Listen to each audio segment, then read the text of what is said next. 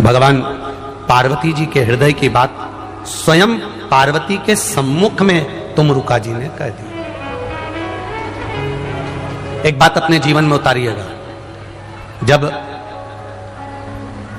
विषम परिस्थिति में फंसे हुए हो और ऐसा लग रहा है कि हम बहुत बड़ी समस्या में उलझे हुए हैं और इससे निकल नहीं रहे, या बहुत बड़ा काम है हमारा हो नहीं रहा, चाहे प्रशासनिक हो चाहे अन्य कोई चीज का हो, कुछ मत करना।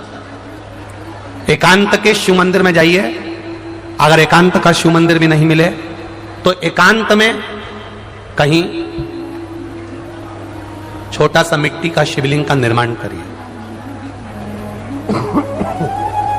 पार्थिव शिवलिंग का निर्माण करिए, पर करना एकांत में, घर के बाहर किसी एकांत में शिवलिंग का निर्माण कर लो। या तो एकांतेश्वर महादेव पर चले जाओ, कोई एकांत में शिव मंदिर हो वहां, या कहीं एक पार्थिव शिवलिंग का निर्माण कर लो, छोटा सा। एक बेलपत्र, बहुत ध्यान से सुनना एकांतेश्वर महादेव का यह वृतांत।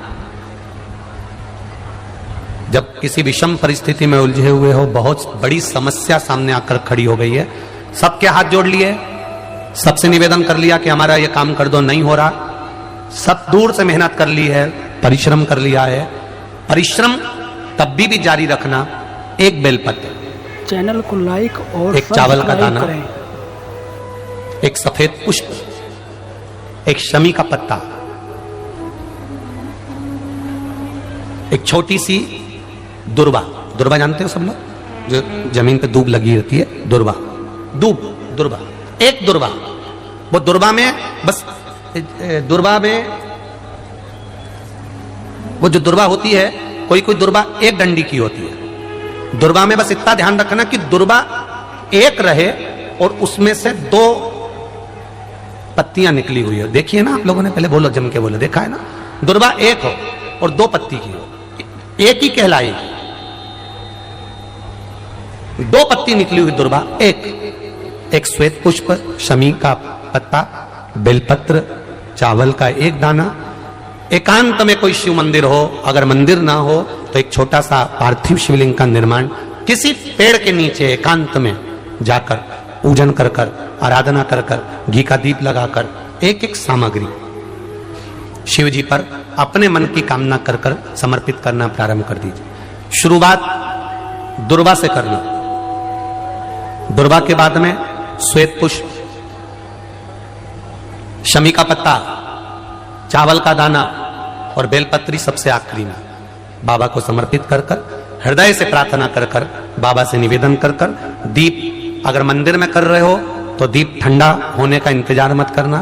अगर पेड़ के नीचे एकांत में शिवलिंग का निर्माण कर कर पूजन कर रहे हो तो दीप ठंडे होने का इंतजार करना। दीप ठंडा हो जाए तब भगवान शिव को ले जाकर विसर्जन करना। जो एक बेलपत्री है बस उसको घर लेकर आना, बाकी का सब विसर्जन कर कर आना। मेरा एकांतेश्वर महादेव उस कार्य में सफलता प्रदान कर देगा। एकांतेश्वर महादेव की आराधना। हम तो यहां तक कहते हैं, किसी मंदिर में पुजारी जी बैठे हैं, पंडित जी बैठे हैं, कोई आया दर्शन करने के लिए, आप भगवान की बेलपत्र, भगवान का पुष्प उसी को दो जो आपसे मांग रहा। कई बार विद्वज्जन उस फूल को, उस बेलपत्री को उठाकर उसको दे देते हैं जो उसका मोल नहीं समझता, और बाद में उसको ले जाकर कहीं पटक देता है। उसमें उसकी प्रधानता नहीं होती है, उसकी प्रधानता